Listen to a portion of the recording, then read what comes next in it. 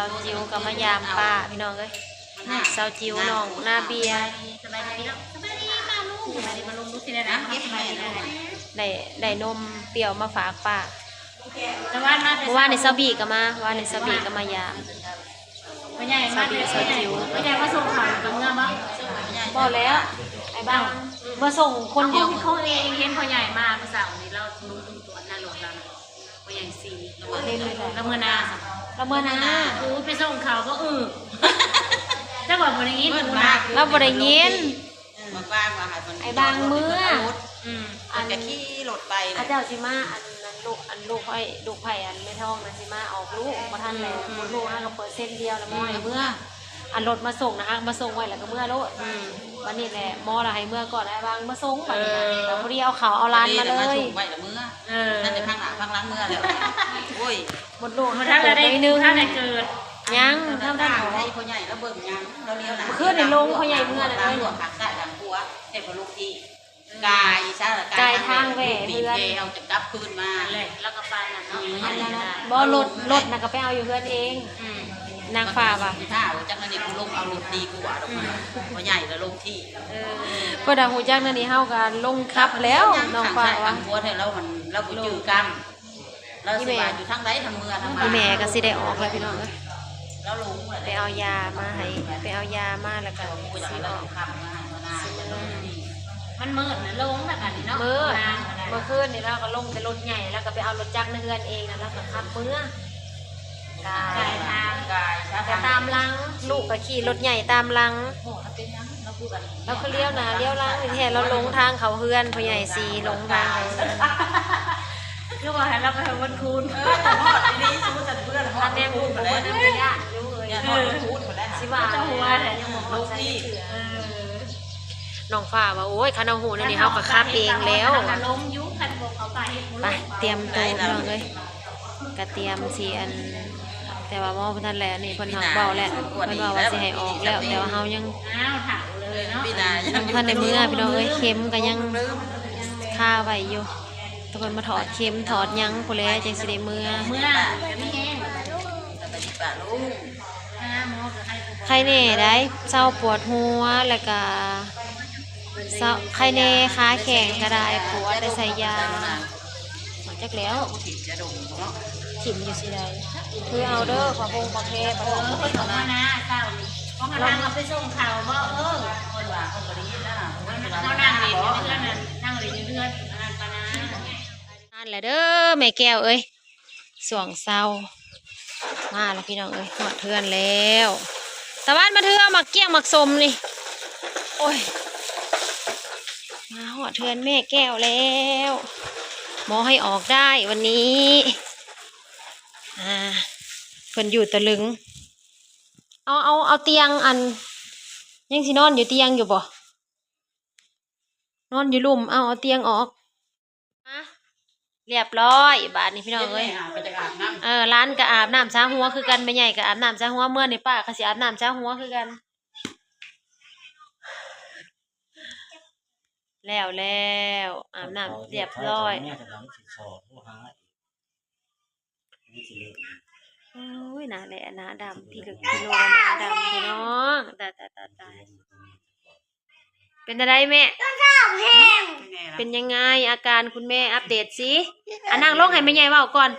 แห้งแล้วมีแห้งแล้วเศร้าเลยเนาะหัวก็เศร้าปวดป่ะแม่ขาแข็งเด้ขาแข็งกับเบาเลยเบาตอนนั้นมันสินักแห้งเนาะนักมันปวดมันโยกมันลอยใส่ยาเบิดจะเข็มบ่แม่ตัวเทปอิดนะ3-4-5เข็มบ่แม่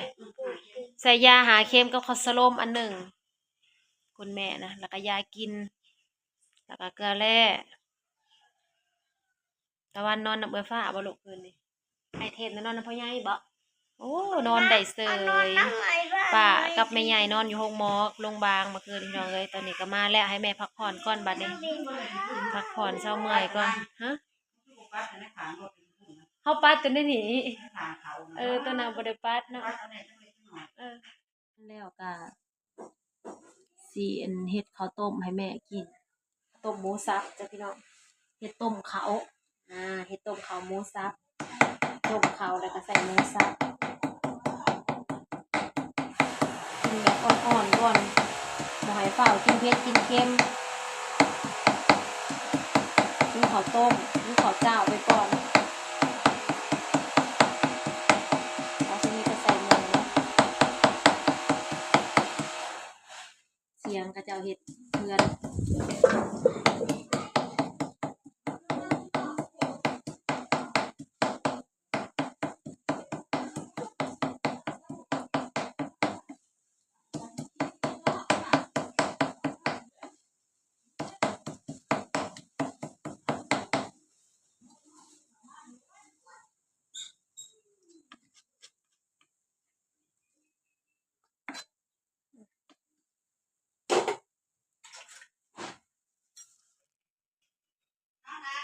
หืม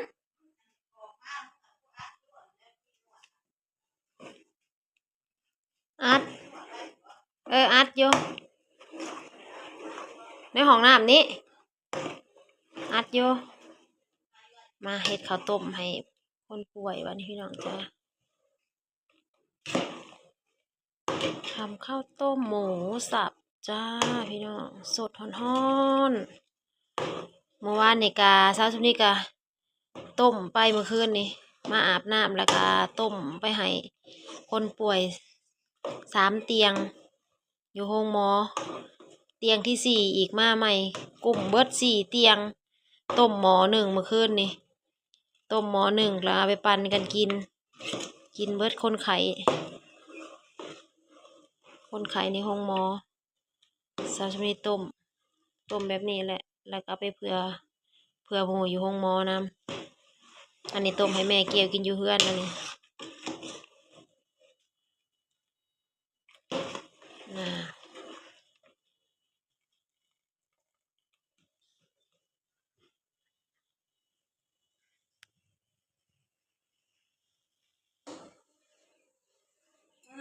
เต็มหมอเลยทุกคน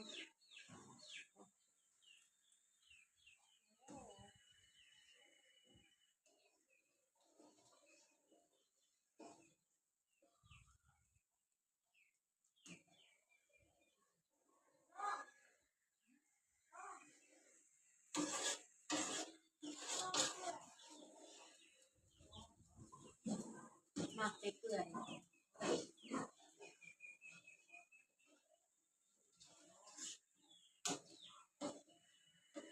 หลังจากมาแต่ห้องหมอแล้วก็มานอนพักผ่อนอยู่เฮือนจ้ะพี่น้องอาบน้ำอาบใน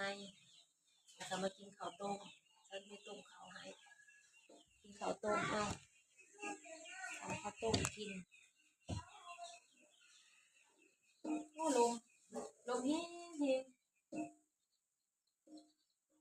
อาบน้ำดิได้ต้มข้าวยังให้แม่แล้วก่อนข้าวลุกแล้วก็สิมาหาอาบน้ำคือกันแล้วมันอยู่หมอบ่ได้มันสิได้รับได้นอนเนาะพี่น้องหนึ่งเป็นอันหนึ่งคนหนึ่งเป็นอันหนึ่งท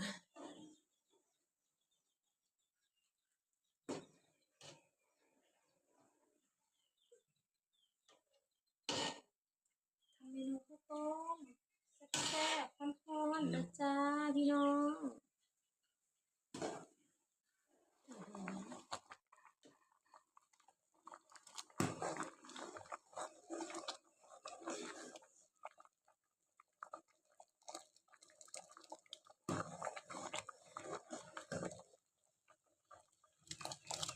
ข้าวต้มคนไข้หมอให้ออกหมอได้แล้วการดีขึ้นแล้วแล้วก็ให้ก่อนอยู่เพื่อนหลายเลยมานอนพักผ่อนพักคืนอยู่เพื่อนเอานอนคืนหนึ่งอยากน้ำลูกน้ำร้านกับวันนี้เมื่อคืนนี้น้องเทพไทยก็นอนน้ำนองฝ่าใสโยเอามาสั่นเคยนอนน้ำแม่ใหญ่บ่ให้นอนห้องหมอน้ำน้องเทพไทยก็นอนน้ำพ่อใหญ่ทำชุมีก็นอนเฝ้าแม่กับตากล้องเฮากับพ่อบางนอนเฝ้าแม่ใหญ่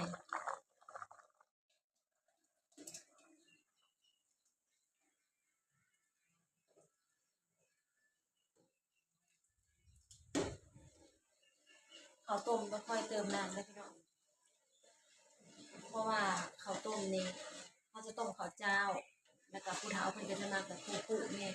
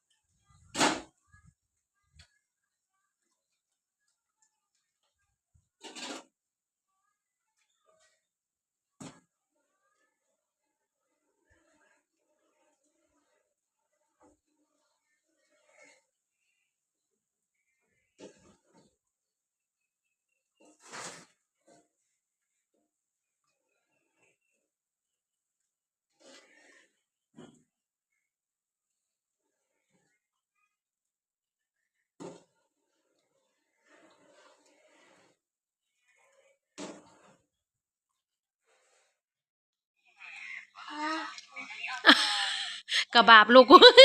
เป็นหยัง มันฮ้อน แม่กันยังว่ามัน โอ้ยลูกเอ้ย ไปพูดสิไปกินโลด อีแม่น่ะบ่เว้าโอ้ยแพงคำมีป้าหากระต้มแล้วเป้าให้ จ้ะ อืม คิดว่ามันเย็น จะหน่อยจังกินอีกจะหน่อยป้ายังต้มให้มันสุกคัก มันเย็นกูกินเอาหรอมันเหาะมันเย็นบ่ ๆว่าแม่กินนะว่ามันเย็น แล้วไปเป่าให้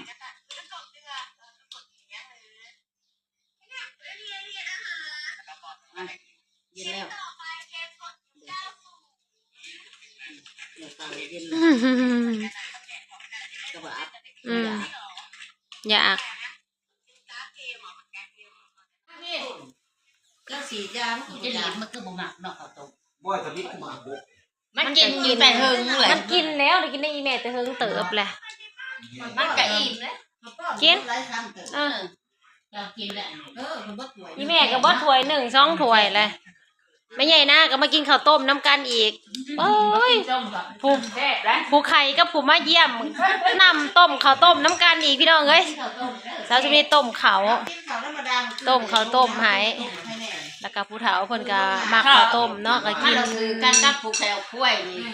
ข้าวบ่ได้ กินโลดยายกินโลดเจ้านะ นี่นะทางนี่ก็คุ้ย ถ้ามันอยากอีกถ้าจริงๆดีดอยากก็จะมาตักเอาย่างๆอยู่ครึ่งหม้อเขาต้มเต็มหม้อต้มเต็มหม้อ ต้มไปรีบแล้วนี่ ไม่เขาต้มเพื่อหมูเนาะ อันนี้อะไรเนี่ย พี่แม่แล้วก็นอนพักผ่อนแล้วพี่น้องจ้าบอกกับเขามา